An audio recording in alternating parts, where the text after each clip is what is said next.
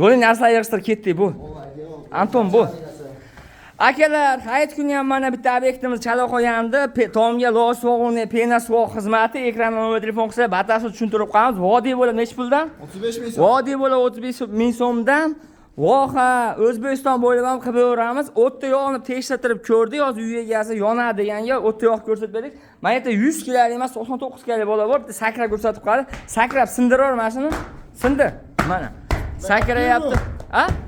Sinmayapti. 1 soat oldin qo'yilgan bo'lsa ham mana singani yo'q.